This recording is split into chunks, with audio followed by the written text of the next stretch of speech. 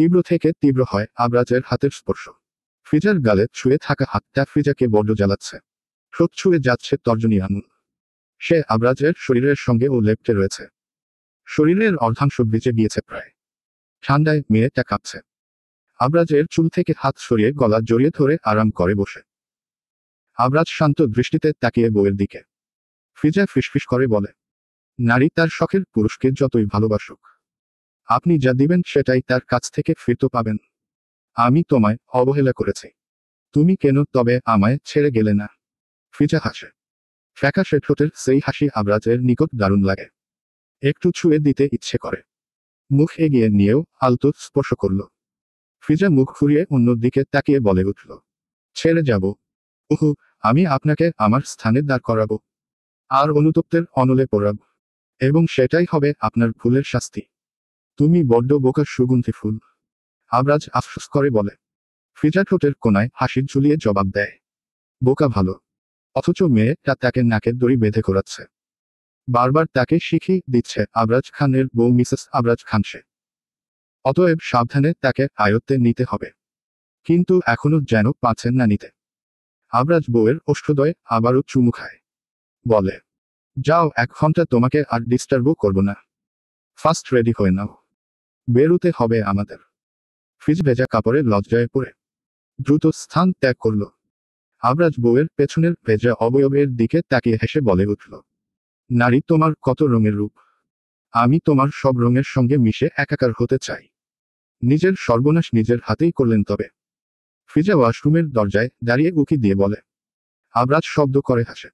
বহুদিন পর এমন হাসি এই পুরুষের মুখে বিরল। বেশ ভালো লাগলো হাসি মুখ আবরাজ খানকে। আবরাজ হাসতে হাসতে হঠাৎ গম্ভীর হয়ে বলে, এতেও যদি তোমায় পাওয়া যায়, নিজের সর্বনাশ না হয় মেনে নিলাম। Dash dash dash dash dash dash dash dash dash dash. সাদা রঙের একটা পার্টি ড্রেস পরেছে ফিজা। চুলগুলো খোপা বাঁধা। কিছু চুল এলোমেলো কানের পাশ দিয়ে বেরিয়ে। ঠোঁটে হালকা করে গোলাপি লিপস্টিক। অল্প স্বল্প সাজের দ্বিগুণ অসম্ভব সুন্দরী হয়ে উঠেছে এই নারীর সৌন্দর্য। ফিজার রুম থেকে বেরিয়ে আসতে আবরাজ সোফায় ছেড়ে উঠে দাঁড়ালো। পাশে সাব্বির কোনো গুরুত্বপূর্ণ বিষয়ে কথা বলছিল। স্যারের রেসপন্স না পেয়ে সামনে তাকিয়ে তার স্যারের অবস্থা দেখে মাথা নিচু করে বাড়ি থেকে বেরিয়ে গেল। ফিজা ব্যাপারটা লক্ষ্য করে আবরাজের কাজে বেহায়া একটা উপাধি দিল। আবরাজ ফিজার ঠিক বরাবর দাঁড়িয়ে চোখে চোখ রেখে বলে উঠল, মাই বিউটিফুল লেডি। ফিজা বোধহয় লজ্জা পেল। চোখ নত করে মিনমিনে বলে, লেট হচ্ছে। আবরাজ শুনল। বউয়ের হাতের ভাঁজে হাত রেখে বাড়ি থেকে বেরিয়ে এলো। গাড়িতে না বসে আবরাজ বউ নিয়ে বাড়ির পেছনের দিকে হাঁটা ধরল। ফিজা কিছুটা অবাক হলো। এদিকে কোথায় যাচ্ছে?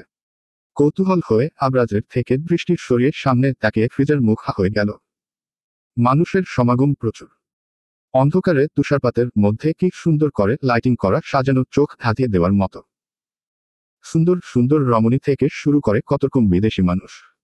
তার মধ্যে একজন বেশ সুদর্শন ইয়াং দেখতে পুরুষ এগিয়ে এলো, যার গায়ে কালো স্যুট। দেখে বোঝা যাচ্ছে বাঙালি। বেশ সুদর্শনা, মোটা গোফ রয়েছে।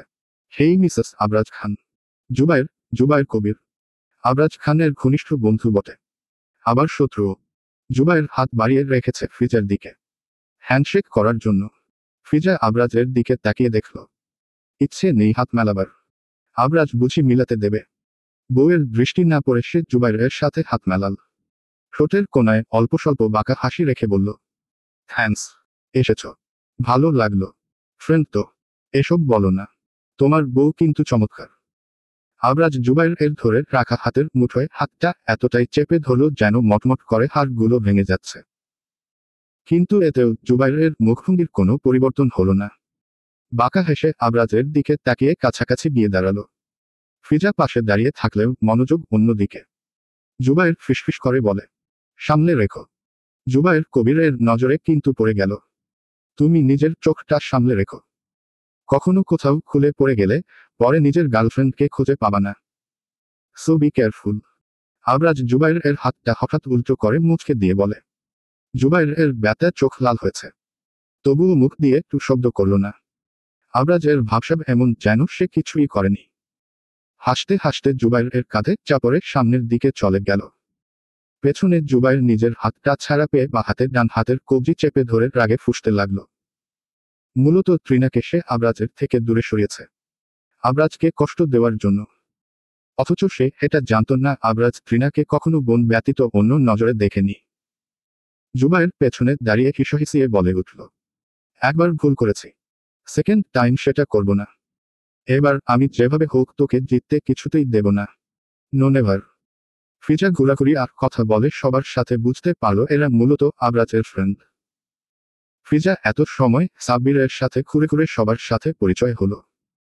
আবরাজ নিজের মতো সবার সাথে কথা বলছে, কিন্তু দৃষ্টি ঠিকই বাজপাখির পালকের ন্যায় বউয়ের দিকে।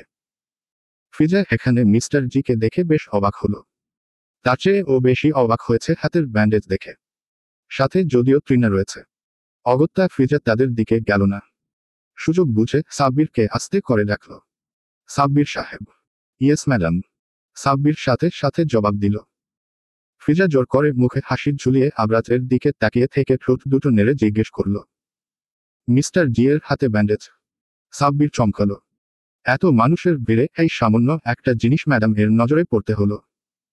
যদিও উত্তরটা যে কোনো একটা মিথ্যা দেওয়া যায়। আমতা আমতা করে বলে, আসলে মানে ম্যাডাম, আপনি এসব বুঝবেন না। আপনি সত্যিটা বলুন। ম্যাডাম তারা মাফিয়া, কত শত্রু, কিন্তু এটা শুধু একজন করতে পারে। ফিজা যেন দেখতে পাচ্ছে আবরাজ নিজের রিভলভারটা নিয়ে দাঁড়িয়ে আছে, সামনে মিস্টার জি, এবং সাথে সাথে আবরাজ টিগার চাপে। ফিজা চমকে উঠল। এটা সত্যি আবরাজ ছাড়া কেউ করেনি। সেদিন উনার সামনে যাওয়া নিয়ে আবরাজ রেগে গিয়েছিল, এবং তাকে বাড়িতে রুমে লক করে মিস্টার জি এর সাথে দেখা করতে গিয়েছিল আবরাজ। এখানে এটার মানে এটাই দাঁড়ায় তাদের মধ্যে আবারও দেখা হয়েছে, এবং এই কাজ আবরাজ খান করেছে। ফিজার ভাবনার মাঝে সাব্বির বলল, উই মানে মিস্টার জি আপনার নামে বাজে কথা বলেছিল, সেই জন্য স্যার রেগে। ফিজা যতটা চমকানোর কথা ছিল তার চেয়ে বেশি অবাক হলো। বাজে কথা বলেছে, আর এর জন্য গুলি করেছে? তাহলে সেদিন রাতে যে ফিজা এত বাজে কথা বলো, কাস্টমার দেখানোর কথা বলল, আবরাজ কি তবে কষ্ট পেয়েছিল? সেই জন্য রেগে ল্যাপটপ ভেঙে ফেলেছে? ফিজার কাছে সব প্রশ্নের উত্তর একটাই, সেটা হচ্ছে হ্যাঁ। ফিজা আবরাজের দিকে অপলক তাকিয়ে রইল। যতটা বাজে ভেবেছে তার থেকে দ্বিগুণ বাজে এই পুরুষ। সামান্য কথার জন্য গুলি করে দিয়েছে। ফিজার মাথা ঘুরে হাতে হেঁচকা টানে। ফিজার ভয় ধরল মনে, খামচে ধরল সামনের মানুষটাকে। বক্সে মিউজিক চলছে, অনেকে এর মধ্যে কাপল ডান্স শুরু করে দিয়েছে। আবরাজের দুই কাঁধে হাত রেখে ফিজা চারদিকে দৃষ্টি বুলিয়ে পর্যবেক্ষণ করে নিল সম্পূর্ণটা। কোমরের জামার উপর দিয়ে শীতল স্পর্শ পেয়ে শিরশির করে শরীর। তবে নিজেকে সামলে আবরাজের দিকে তাকালো। আবরাজ তাকিয়ে বউয়ের হালকা গোলাপি রঙের রাঙানো ঠোঁটের দিকে। এখানে একে অপরকে জড়িয়ে ধরে কিস করাটা খুব নর্মাল। আবরাজ নিজের ঠোঁট এগিয়ে আনতে ফিজা মুখ সরিয়ে নিল। জোরে জোরে বেশ কয়েকবার শ্বাস ফেলে বলে উঠল, আমার লজ্জা লাগছে আবরাজ। লজ্জা? সেটা শুধু তুমি আমার সামনে পাবা, অন্য কারোর সামনে নয়। রুমে চলো। বলতে বলতে পাজা কোলে তুলে বউকে। ফিজা চমকে উঠল। কিছু সময় আগেই তো এলো, আবার চলে যাবে? মানুষ কি বলবে? এসব ভেবে বলল, আবরাজ নামান, সবাই এখানে। ভালো দেখায় না চলে যাওয়াটা। আবরাজ লম্বা লম্বা কদম ফেলে বাড়ির দিকে যাচ্ছে। সামনের দিকে দৃষ্টি স্থির রেখে বলে উঠল, আই ডোন্ট কেয়ার কে কি ভাবলো, এসব দেখলে ইহজন্ম আমার বাসর করা হবে না সুগন্ধি ফুল। চলবে। পরবর্তী পর্ব পেতে চ্যানেলটি সাবস্ক্রাইবও করুন।